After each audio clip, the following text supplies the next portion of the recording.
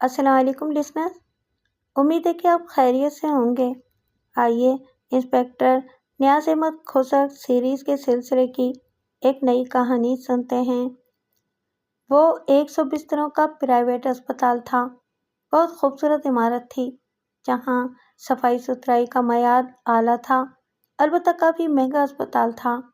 غریب آدمی اسے صرف دور سے ہی دیکھ سکتا تھا، یہاں علاج کے متعلق سوچ نہیں سکتا تھا۔ ہم اس وقت جس لیڈی ڈاکٹر کی لاش کے پاس کھڑے تھے، اسے قتل کیا گیا تھا۔ سارے اثرات زہر کے تھے، ہونٹ نیلے ہو گئے تھے۔ لاش پوسٹ مارٹم کے لیے بھجوانے کے بعد میں اسی کمرے میں بیٹھ گیا۔ یہ کمرہ مقتولہ کا تھا۔ آج کل وہ رات کی ڈیوٹی پر تھی۔ رات کی ڈیوٹی میں اس کے ساتھ 6-7 نرسیں اور 5 میل ڈسپینسر بھی تھے۔ مقتولہ کا کمرہ الگ تھلگ تھا۔ میں نے 2 نرسوں کو اپنے پاس بٹھا لیا۔ وہ پریشان اور غمزدہ تھیں۔ بی بی، میں نے ایک نرس کی طرف دیکھتے ہوئے کہا، آپ لوگوں کو کس طرح پتہ چلا کہ شازیہ یعنی کہ مقتولہ مری پڑی ہے؟ تھانے دار صاحب، آج کل ہمارے اسپتال میں زیادہ تر خواتین داخل ہیں، اس لیے شازیہ صاحبہ رات کی ڈیوٹی پر ہوتی ہیں۔ مرد مریض 2-3 ہی ہیں، ہم ہی انہیں دیکھتے ہیں۔ ڈاکٹر صاحبہ اپنے کمرے میں ہی ہوتی ہیں۔ اگر کسی مریض کی زیادہ طبیعت خراب ہو تو ہم انہیں بلا لیتے ہیں۔ اس وقت صبح کے 5 بجے ہوں گے جب اچانک ایک مریضہ کی طبیعت زیادہ خراب ہو گئی۔ نگہت، اس نے دوسری نرس کی طرف اشارہ کرتے ہوئے کہا، انہیں بلانے گئی اور اس نے ایک جھرجھری سی لی اور خاموش ہو گئی۔ میں نے نگہت کی طرف دیکھا تو اس نے سر ہلا کر اس بات کی تصدیق کر دی۔ اس طرح لاش دریافت ہوئی اور ہمیں اطلاع دی گئی۔ یہاں میں اس بات کی وضاحت کر دوں کہ یہ اسپتال کبیر خان نامی ایک پٹھان کی ملکیت تھا۔ آج کل وہ اپنے گاؤں گیا ہوا تھا، اس سے ابھی تک رابطہ نہیں ہو سکا تھا۔ وہ موبائل کا دور تو تھا نہیں، صرف ٹیلی فون کی سہولت موجود تھی۔ اس وقت دن کی ڈیوٹی والا عملہ بھی آ چکا تھا، لیکن میں نے رات والے عملے کو ابھی تک روکا ہوا تھا۔ میں نے کافی مغز کھپائی کی، لیکن دونوں نرسوں سے اور بعد میں باقی عملے سے پوچھ گچھ کے بعد کوئی سراغ ہاتھ نہیں لگا تھا۔ میرے ساتھ 2 سپاہی بھی آئے تھے جن کو میں نے لاش کے ساتھ بھیج دیا تھا۔ ابھی میں اسپتال سے رخصت ہونے ہی لگا تھا کہ ایک ڈسپینسر بوکھلایا ہوا آیا اور جلدی جلدی بتانے لگا، تھانے دار صاحب جلدی آئیں، ایک مریض غائب ہے۔ پھر وہ مجھے ایک وارڈ میں لے گیا، وہاں سے ایک مریض غائب تھا۔ اس نے اپنا نام رجسٹر میں رمضان لکھوایا تھا۔ اسے گردے کی تکلیف تھی اور وہ پچھلی رات ہی داخل ہوا تھا۔ کوئی بھی تسلی بخش جواب نہ دے سکا کہ وہ کس وقت غائب ہوا، البتہ اتنا بتایا گیا کہ وہ رات 12 بجے آیا تھا، درد سے کرا رہا تھا۔ لیڈی ڈاکٹر شازیہ نے اسے چیک کیا تھا اور گلوکوز کی بوتل لگانے کے لیے کہا تھا۔ صبح اس کے ایکس رے اور باقی ٹیسٹ ہونے تھے۔ حیران کن بات یہ تھی کہ وہ اکیلا آیا تھا۔ گلوکوز کی بوتل خالی ہو گئی تھی، صرف چند قطرے رہ گئے تھے۔ جس بیڈ پر وہ لیٹا تھا اس کے ساتھ ہی اسٹینڈ پر گلوکوز کی خالی بوتل ٹنگی ہوئی تھی، سوئی نیچے لٹک رہی تھی۔ حساب لگا کر بتایا گیا کہ بوتل تقریباً 3:30-4 بجے خالی ہوئی ہوگی، اور یہ وہ وقت ہوتا ہے کہ ہر کوئی اونگ رہا ہوتا ہے۔ لاش کے پاس مجھے کسی قسم کا سراغ نہیں ملا تھا، فرش پکا تھا۔ مجھے یہ شک تھا کہ مقتولہ کو زہر کا ٹیکہ لگایا گیا ہے، لازمی نہیں تھا کہ فرار ہونے والا مریض ہی قاتل ہوتا، لیکن شک تو بہرحال اس پر جاتا تھا۔ رجسٹر میں پتہ بھی لکھا ہوا تھا جو میں نے اپنے پاس نوٹ کر لیا اور اسپتال سے اٹھ کر تھانے میں آ گیا۔ یہاں ASI ابرار میرے کمرے میں میرا منتظر تھا۔ یہ جون کے آخری ایام تھے۔ کچھ دیر کے بعد ہم ستو کے شربت سے گرمی کا علاج کر رہے تھے۔ میں نے آتے ہی تمام باتیں ASI کے گوش گزار کر دی تھیں۔ میں نے کاغذی کارروائی مکمل کر لی تھی۔ پھر ہمارے درمیان اس کیس پر بحث شروع ہو گئی۔ سر، اب کیا ارادہ ہے؟ دیکھو بھائی، اس کیس میں ہمیں ذرا ایڈوانس چلنا پڑے گا۔ کیا مطلب سر؟ پوسٹ مارٹم کی رپورٹ آنے سے پہلے ہی کارروائی کرنی پڑے گی۔ میں نے اپنے سامنے پھیلے ہوئے کاغذات کو سمیٹتے ہوئے کہا۔ ٹھیک ہے سر، جو حکم، اس نے معتب لہجے میں کہا۔ ایک مخبر کو کسی بھیس میں اسپتال بھیج دو، اس نے وہاں مقتولہ کے متعلق معلومات حاصل کرنی ہیں۔ ویسے میں نے دن اور رات کی ڈیوٹی سر انجام دینے والے سارے عملے کو پابند کر دیا ہے کہ وہ تھانے میں بتائے بغیر کہیں نہ جائیں۔ میں نے چند لمحے توقف کیا، تھوک نکلا اور بات کو آگے بڑھاتے ہوئے گویا ہوا، مفرور مریض کو ڈھونڈو۔ پھر میں نے مفرور مریض کا حلیہ اچھی طرح اس کے ذہن نشین کروا دیا۔ وہ مجھے سلام کر کے چلا گیا اور میں کاغذات کی طرف متوجہ ہو گیا۔ مقتولہ کسی اور شہر کی رہنے والی تھی۔ وہاں اسپتال کا ایک بندہ اطلاع دینے گیا ہوا تھا۔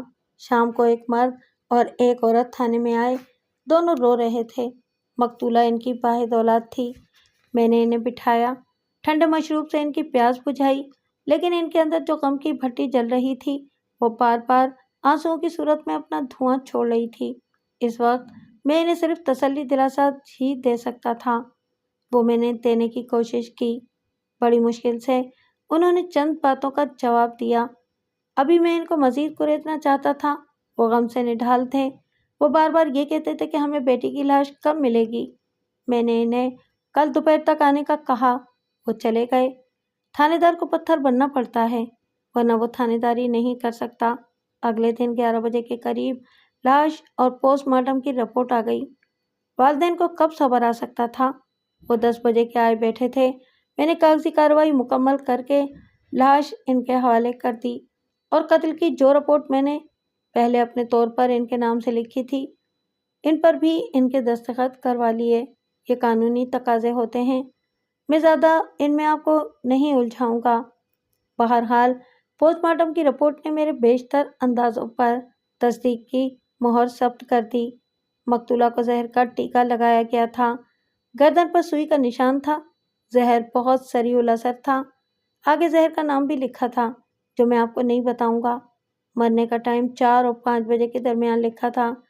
جس زہر کا ذکر کیا گیا تھا وہ ایسا تھا جو 10 منٹ کے اندر اندر انسان کی جان لے سکتا تھا۔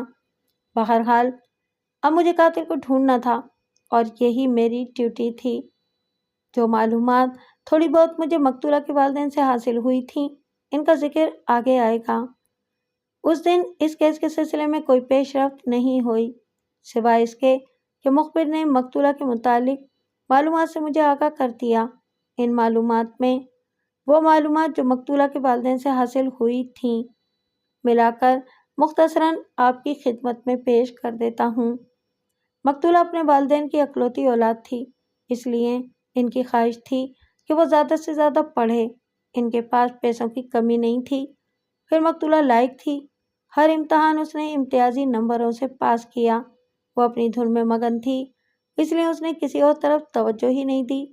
نہ اس کا کسی کے ساتھ کبھی کوئی افیئر بنا۔ آخر اس نے MBBS کا امتحان بھی امتیازی نمبروں سے پاس کر لیا۔ کبیر خان مقتولہ کے والد کا دوست تھا۔ وہ اسی انتظار میں تھا کہ جو ہی شازیہ MBBS کرے اسے اپنے اسپتال میں رکھ لے۔ اس طرح شازیہ اس اسپتال میں آ گئی اور اسے یہاں آئے ہوئے 3 سال ہو گئے تھے۔ کچھ بچے ایسے بھی ہوتے ہیں جو فطری تقاضوں کو دبا کر اپنے آپ کو صرف اپنے مقصد کے حصول کے لیے وقف کر دیتے ہیں۔ مقتولہ شازیہ بھی ایسی ہی تھی۔ اسپتال میں بھی اس کا کسی قسم کا کوئی چکر نہیں تھا۔ بہرحال ایک بات تھی کہ وہ ابھی شادی نہیں کرنا چاہتی تھی۔ کئی ڈاکٹرز اور ایک صنعت کار نے اسے پرپوز کیا تھا، لیکن اس نے معذرت کر لی تھی۔ اس کی وجہ کیا تھی؟ یہ ابھی پردے میں تھی۔ وہ قتل ہو چکی تھی، البتہ اس کی کوئی وجہ ضرور تھی اور وہی وجہ ہمیں معلوم کرنی تھی۔ جیسا کہ ذکر کر چکا ہوں کہ کبیر خان نے یہ اسپتال بنایا تھا، وہ بڑا سخت تھا۔ ایک ایک پیسہ مریضوں سے وصول کرنے کا حکم دیا ہوا تھا۔ اس کا ایک رشتہ دار زمرد خان اس کام پر مامور تھا۔ وہ ایک خوبصورت نوجوان تھا، سرخ و سفید رنگت کا مالک، البتہ وہ کلین شیو تھا۔ میری اس سے ملاقات ہوئی تھی۔ اس نے بھی مقتولہ کے اخلاق اور کردار کی تعریف کی تھی۔ وہ بھی حیران تھا کہ اتنے اچھے اخلاق کی حامل مسیحا کو کون قتل کر گیا ہے، اور وہ بھی ایسے طریقے سے۔ یہ اگلی صبح کی بات ہے کہ کبیر خان مجھے ملنے آ گیا۔ رات مقتولہ کو منو مٹی تلے دبایا جا چکا تھا۔ جب وہ مجھ سے مصافحہ کر چکا تو میں نے اسے کرسی پر بیٹھنے کے لیے کہا۔ وہ ڈھیسا گیا، صدمے اور غم سے نڈھال لگتا تھا۔ وہ بھی سرخ و سفید رنگت کا مالک एक फरबा बदन बंधा था, दाएं आंख के नीचे मोटा मस्सा था। उम्र 40 साल से ऊपर लगती थी। बड़ी बड़ी मूछें चेहरे को बालोब बना रही थीं। जनाब थानेदार साहब, ये क्या हो गया? मुझे लगता है जैसे मेरी सगी बेटी या बहन कत्ल हो गई है। हमारी तरफ तो ये नहीं होता। हम ललकार कर बंदा मारते हैं या खुद कत्ल हो जाते हैं।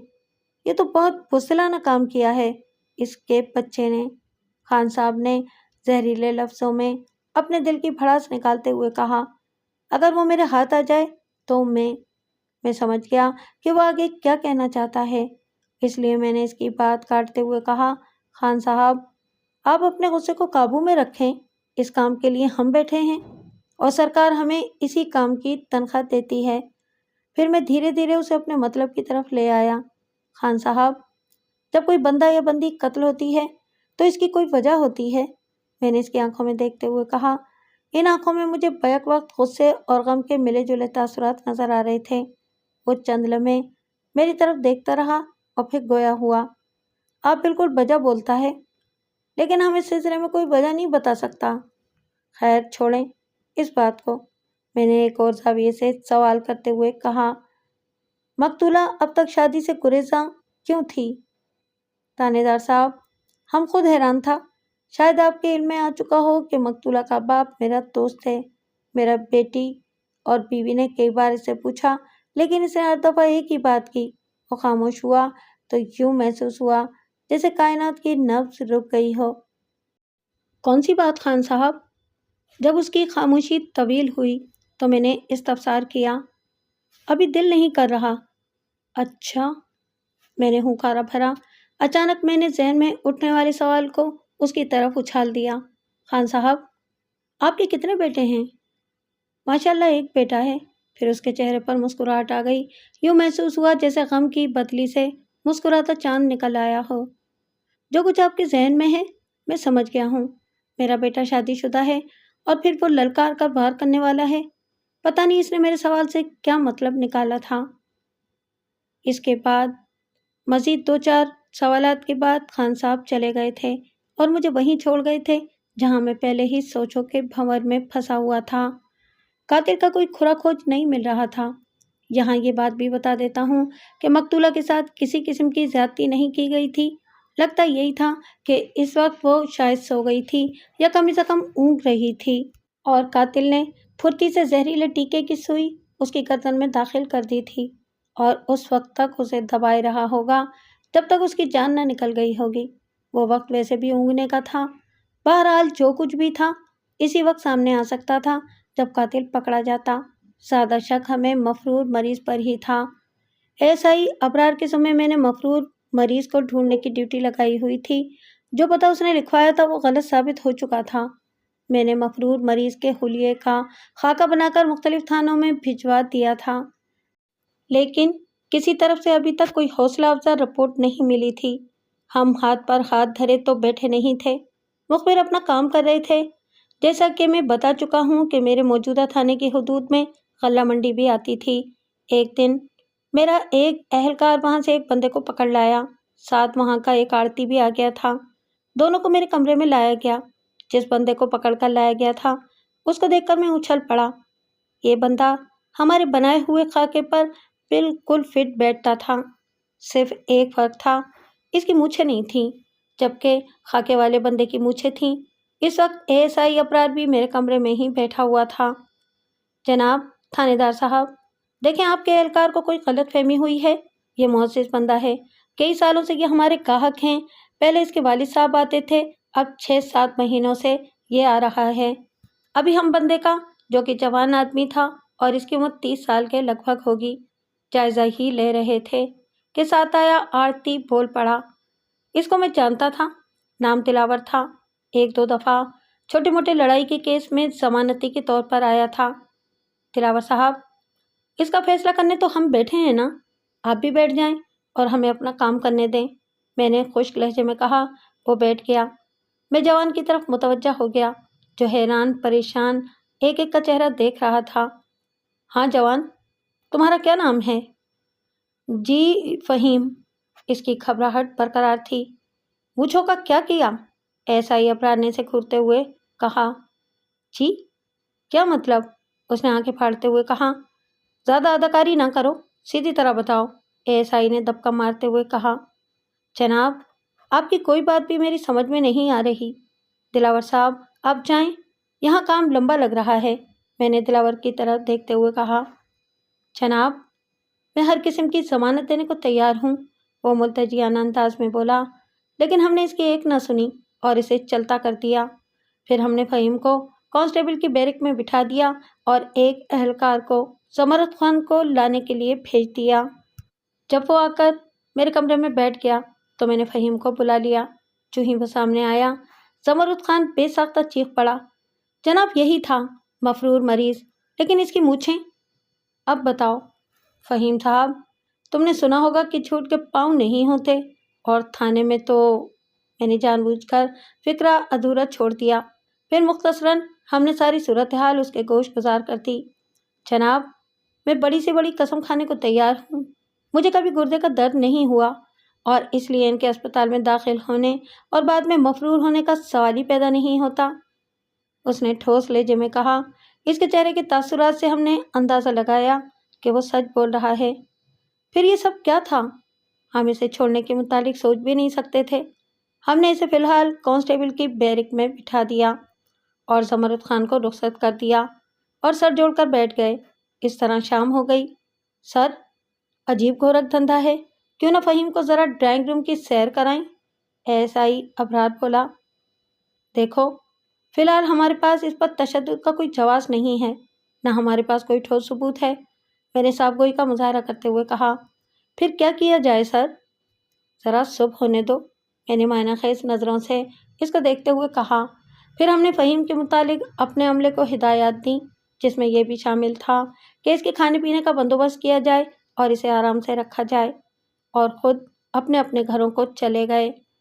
دوسری صبح جب میں تیار ہو کر تھانے پہنچا تو مجھے اطلاع دی گئی کہ صبح سویرے سے فہیم کا باپ اور چچا آئے بیٹھے ہیں۔ میں نے فوراً انہیں بلا لیا۔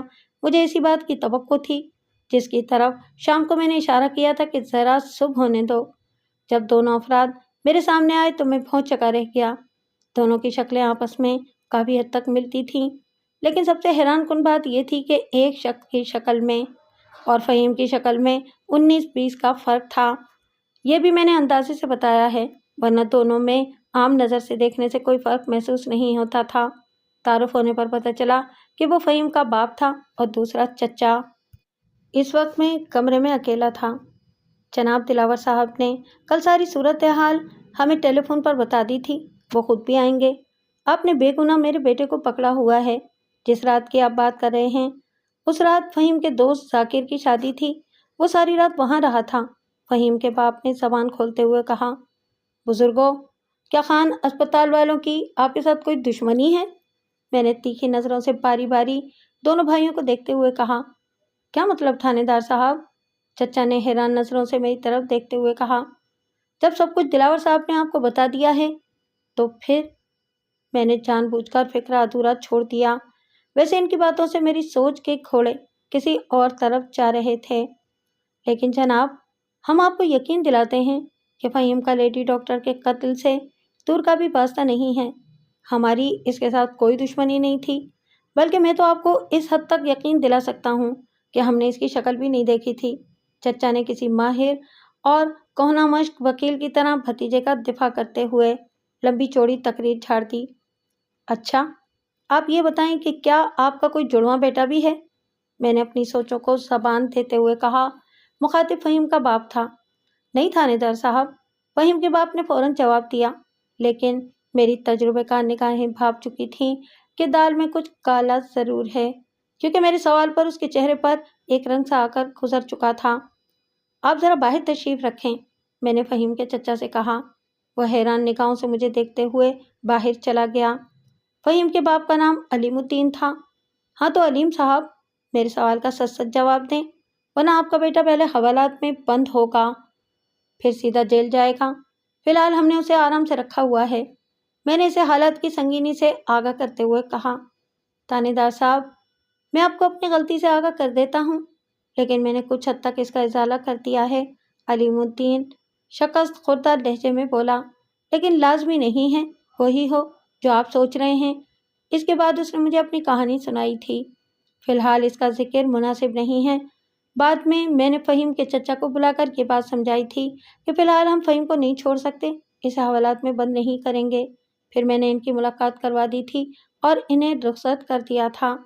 اس کیس کا سنسنی خیز موڑ آ گیا تھا۔ میں نے ASI ابرار کو بلا کر اسے کچھ ہدایات دی اور تھانے کے دوسرے کاموں میں مصروف ہو گیا۔ مصروفیت میں وقت گزرنے کا احساس ہی نہیں ہوا اور رات کے سائے آہستہ آہستہ دھرتی پر اتر آئے۔ میں ایک سینئر اہلکار کے سپرد تھانے کا انتظام و انصرام کر کے اپنے کوارٹر میں چلا گیا تاکہ تازہ دم ہو کر اگلے دن اس کیس پر کام کر سکوں۔ ویسے مجھے کبھی امید تھی کہ یہ کیس ضرور حل ہوگا۔ ابھی تک قتل کی وجہ اندھیرے میں تھی۔ اس بار لگ یہی رہا تھا کہ پہلے قاتل گرفتار ہوگا پھر وجہ معلوم ہوگی۔ کبھی کبھی ایسا بھی ہوتا ہے۔ ابھی تھوڑا اندھیرا ہی تھا کہ میرے کوارٹر پر دستک ہوئی۔ میں اٹھ چکا تھا اور نماز پڑھ کر ابھی فارغ ہوا تھا۔ تھانے دار کی زندگی کو لاحق خطرات سے آپ آگاہ ہی ہوں گے۔ میں نے اپنا سروس ریوالور ہاتھ میں لیا اور دروازے کے پاس جا کر تیز آواز میں بولا، کون ہے بھائی؟ ریوالور کے دستے پر میرے ہاتھوں کی گرفت مضبوط تھی اور انگلی ٹرائگر پر تھی، لیکن مجھے کسی قسم کی کارروائی ڈالنے کی ضرورت نہیں پڑی۔ باہر تھانے کا ایک اہلکار تھا۔ دروازہ کھول کر میں نے اسے اندر بلا لیا اور اس سے آنے کا مقصد پوچھا۔ سر، ایک حکیم کے قتل کی اطلاع آئی ہے۔ لوگوں نے قاتل کو پکڑ لیا ہے۔ وہ دیوار پھاند کر بھاگ رہا تھا کہ حکیم کے پڑوسیوں نے پکڑ لیا۔ میں جلدی سے تیار ہو کر اس کے ساتھ تھانے پہنچ گیا۔ ہیڈ کانسٹیبل 2 سپاہیوں کو ساتھ لے کر حکیم کے گھر جا چکا تھا۔ رات کی ڈیوٹی والے یہی کرتے تھے۔ تقریباً 1 گھنٹے بعد قاتل اور لاش تھانے پہنچ گئی۔ قاتل کو دیکھ کر مجھے حیرانگی کا شدید دھچکا لگا۔ یہ ہو بہو فہیم کا ہم شکل تھا، صرف اس کے چہرے پر مونچھوں کا اضافہ تھا۔ جو کارروائی ہم نے کرنی تھی وہ کی اور قاتل کو حوالات میں بند کر دیا۔ حیرانگی کی بات یہ تھی کہ قاتل کے ساتھ کوئی بھی نہیں آیا تھا۔ میری حیرانگی اس وقت دور ہوئی جب میں قاتل کی زبانی اس کی کہانی سن رہا تھا۔ لیجئے، آپ بھی سنیے۔ تھانے دار صاحب، میرا باپ کون ہے یہ مجھے آج تک نہیں معلوم ہو سکا اور ادھر تھانے میں جو کارروائی ہوئی میں اس سے بھی لا علم ہوں۔ جب میں نے ذرا ہوش سنبھالا تو خود کو ایک رحم دل خاتون کی گود میں پایا جسے میں نے اپنی ماں سمجھا۔ وہ مجھ سے پیار کرتی تھی۔ آہستہ آہستہ میں شعور کی منزلیں طے کرتا گیا۔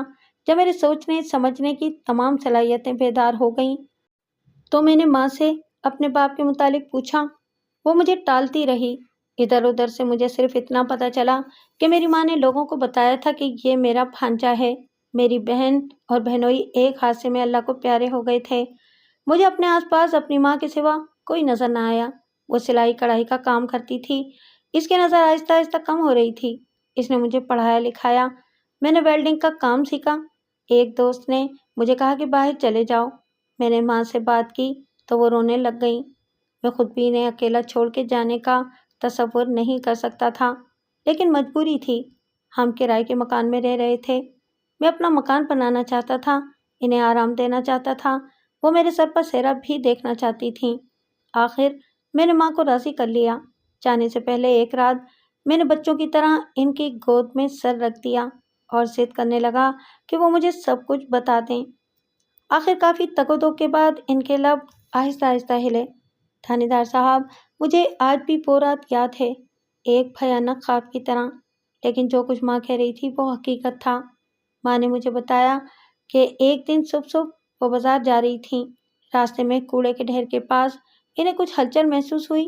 انہوں نے قریب جا کے دیکھا تو یہ ایک نومولود بچہ تھا، بمشکل چند گھنٹوں کا ہوگا۔ انہیں سب کچھ بھول گیا۔ وہ اسے اٹھا کر گھر لے آئیں۔ ان کے والدین فوت ہو چکے تھے۔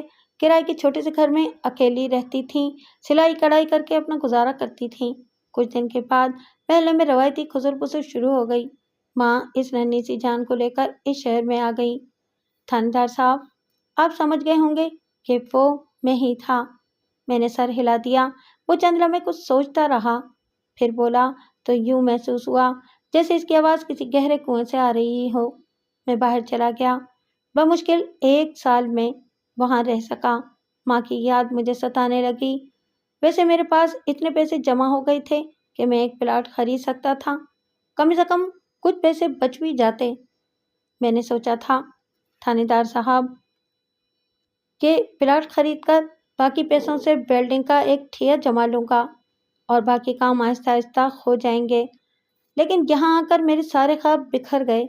थानेदार साहब, वो शफीक हस्ती मुझसे छिन गई और इनको मुझसे ये छीनने वाली लेडी डॉक्टर शाजिया थी।